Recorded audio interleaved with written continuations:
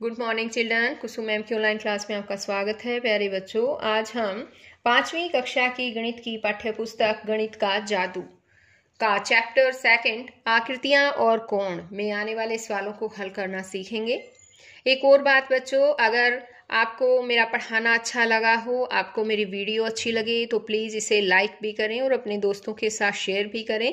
और अगर आपने अभी तक मेरे चैनल ऑनलाइन स्टडी हब को सब्सक्राइब नहीं किया है तो प्लीज़ इसे सब्सक्राइब भी करें और साथ में दिए गए बेल आइकन यानी कि घंटी को ज़रूर प्रेस करें बच्चों, क्योंकि घंटी को प्रेस करने से जो भी मैं वीडियो अपलोड करूंगी, जो भी वीडियो यूट्यूब पर डालूंगी, वो उसका नोटिफिकेशन आपके पास आएगा और वीडियो आपके पास सबसे पहले पहुंचेगी। तो बच्चों, इस तरह से अगर आप मेरे चैनल के थ्रू पढ़ेंगे तो आपको किसी भी तरह की ट्यूशन पर भी खर्चा लगाने की ज़रूरत नहीं है, ट्यूशन लगाने की भी कोई आवश्यकता नहीं है। तो देखिए, हम शुरू करते हैं आज का हमारा चैप्टर आकृतियां और कोण। रोहिणी और मोहिनी जुड़वा बहनें हैं। उन्हें एक ही काम करने में बहुत मजा आता है। एक दिन जब वे माचिस की तिलियों से आकृतियां बना रही थी, शैला ने उन्हें एक चुनौती दी। तो देखो बच्चों, सबसे पहले तो यहाँ पर जो पिक दी गई है, आप उस पिक को देखिए, यानी इस पिक्चर को ध्यान से देखिए। ये है शैला और ये है दोनों बहनें, ये रोहिणी और ये मोहिनी। दोनों बहनें जुड़वा बहनें हैं और उन्हें एक जैसा ही काम करना जो है वो अच्छा लगता है। तो ये शैला ने जो है एक दिन इनको चुनौती दी। क्या चुनौती थी? इसने कहा कि रोहिणी एक आकृति बनाएगी और मोहिनी को वही आकृति बिना देखे हुए बनानी है, मगर वह सवाल पूछ सकती है। इस पर ये मोहिनी कहती है, ओ ये तो बहुत आसान है। अब देखो, दोनों जो है एक दूसरे के ऑपोजिट बैठ जाती है ना, जैसा कि पिक्चर में दिखाया गया है। ये देखिए, और इस तरह से इन्होंने माचिस की तिलियां ले रखी हैं और माचिस की तिलियों से जो है ये आकृतियां बनाने की कोशिश करती है। रोहिणी ने यह आकृति बनाई। यहाँ पर देखो, अब इस आकृति को, ये आकृति जो है रोहिणी ने बनाई है। और मोहिनी पूछती है, क्योंकि वो सवाल तो पूछ सकती है, तो उसने सवाल पूछा कि आकृति बंद है या खुली। अब रोहिणी कहती है यह आकृति बंद है। यहाँ पर देखो, ये बंद आकृति है ना। पहले तो आप ये बताओ बच्चों, बंद आकृति और खुली आकृति के बारे में आपको पता है कि बंद आकृति क्या होती है और खुली क्या होती है? तो देखिए, ये मैं समझाती हूँ। जैसे मैंने यहाँ पे 3 तिलियां ले रखी हैं, ठीक है। अब जैसे ये 3 तिलियों से मैंने कोई आकृति बनाई, ये देखिए, इस तरह से मैंने 3 तिलियों से एक आकृति बनाने की कोशिश की, ठीक है। तो अब इस आकृति, ये खुली आकृति है या बंद, मुझे ये बताइए पहले तो। या फिर चाहे मैं इसको ऐसे बना दूं, ये देखिए। अब बताइए, खुली आकृति है या बंद आकृति है? हाँ, तो बच्चों ये खुली आकृति है। कैसे पता चला बताओ? कि इस आकृति के अंदर भी हम जा सकते हैं, बाहर भी निकला जा सकता है ना। इस आकृति का जो है यही वो है कि अगर खुली आकृति होगी तो उसके अंदर भी आ जा सकते हैं, बाहर भी निकल सकते हैं, ठीक है। और बंद आकृति कौन सी होगी? जिसके बाहर हम ना तो बाहर निकल सकते हैं, ना ही अंदर हम घुस सकते हैं। अब ये वाली आकृति देखो ध्यान से, ये देखो, ये है बंद आकृति हमारी। और अब इस आकृति में ना तो हम कहीं से भी अंदर जा सकते हैं और कोई चीज अगर अंदर है तो ऐसे निकाल भी नहीं सकते, है ना। तो ये है बंद आकृति। अब यहाँ पर देखो, अब फिर मोहिनी दूसरा सवाल पूछती है कि इसकी कितनी भुजाएं हैं। अब रोहिणी जवाब देती है इसकी 6 भुजाएं हैं। ये देखो, 6 भुजाएं हैं ना इस आकृति की। देखो, 1 2 3 4 5 6, है ना।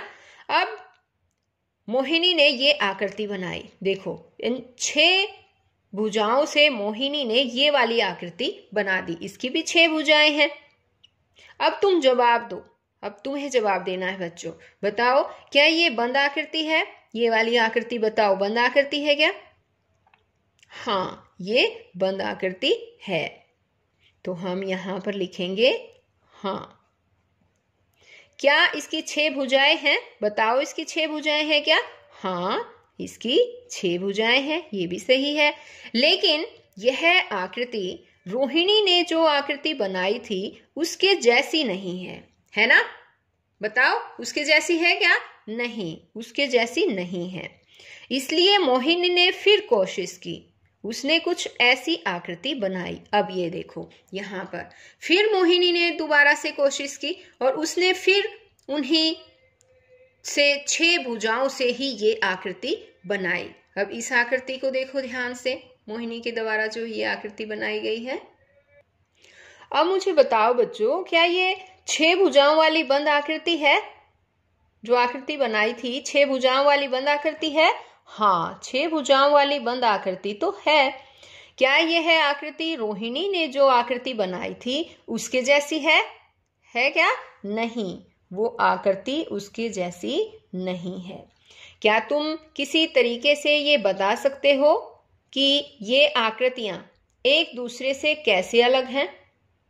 बताओ बच्चों, क्या तुम कोई और तरीका है जिससे बता सकते हो कि ये आकृतियां एक दूसरे से कैसे अलग हैं? तो देखिए बच्चों, यहाँ पर क्वेश्चन पूछा गया था ना कि एक आकृतियां किस तरह से भिन्न है, किस तरह से अलग हैं। तो देखिए यहाँ पर मैंने माचिस की तिलियों से ये 2 आकृतियां बना दी है। ये वाली आकृति जो है वो रोहिणी के द्वारा बनाई गई थी और इस तरह की आकृति बनाई गई है मोहिनी के द्वारा, है ना? दोनों में अंतर क्या दिखाई दे रहा है आपको पता है? तो बच्चों, रोहिणी ने जो ये वाली आकृति बनाई है ये बहुभुज, षटभुज, उत्तल है। लेकिन मोहिनी ने जो आकृति बनाई है ये वाली आकृति बहुभुज, षटभुज तो है लेकिन ये अवतल है। अब बच्चों प्रश्न आता है कि उत्तल और अवतल होता क्या है? तो आपको ये तो पता ही होगा, कोई भी 2 सम्मुख शीर्ष हैं उनको मिलाने से विकीर्ण बनता है ना? तो अगर उनके विकीर्ण अंदर होते हैं, अंदर अगर विकीर्ण है तो वो आकृति उत्तल होती है और अगर उनके विकीर्ण बाहर होते हैं तो वो आकृति अवतल होती है। अब जैसे कि ये वाली आकृति है मोहिनी वाली आकृति, और इस आकृति में जो है यहाँ पर देखिए एक विकीर्ण यहाँ पर भी सम्मुख भुजाओं को मिलाने से एक विकीर्ण अगर यहाँ से हम करेंगे तो इसका विकीर्ण बाहर की तरफ बन रहा है, यानी कि ये अवतल है ना? और इसके जितने भी विकीर्ण हैं इनके आमने सामने यानी कि जो भुजाएं सम्मुख भुजाएं हैं उनको मिलाएंगे तो सभी जो है वो विकीर्ण जो है इसके अंदर है। तो ये जो है इनमें दोनों में ये भिन्नता है। अब आगे देखिए बच्चों, मोहिनी ने फिर कोशिश की लेकिन उसकी आकृतियां अलग थी। अंदाजे से 2 और आकृतियां बनाओ जो मोहिनी ने शायद बनाई होगी। मोहिनी कोशिश करके थक गई और उसने शैला से पूछा कि वो क्या करे। अगर तुम तिलियों द्वारा कोनों पर बनाए गए कोणों के बारे में पूछो तो तुम वैसी ही आकृति बना पाओगी। अब शैला क्या कहती है पता है? शैला कह रही है कि अगर तुम तिलियों के कोणों पर जो कोण बने हैं अगर उन कोण के बारे में अगर पूछ लेती तो वो सेम आकृति तुम बना सकती थी। अब इस बात पर मोहिनी कहती है ओ तो चलो अब हम कोणों को देखें। तो बच्चों अब आगे हम कोणों के बारे में ही सीखने वाले हैं, लेकिन उससे पहले एक और सवाल यहाँ पर बताया गया था कि अंदाजे से 2 और आकृतियां बनाओ जो मोहिनी ने शायद बनाई होगी। तो वो 2 आकृतियां हम बनाकर देखते हैं कि कौन कौन सी आकृतियां हो सकती हैं। तो देखिए वही 6 तिलियों से ही हम आकृति बनाने की कोशिश करते हैं। यहाँ देखिए कोई और नई आकृति इस तरह से किया और इसको ऐसे मिला दिया, ये देखिए, ठीक है। और अब हम यहाँ से ऐसे और ऐसे ये बना सकते हैं।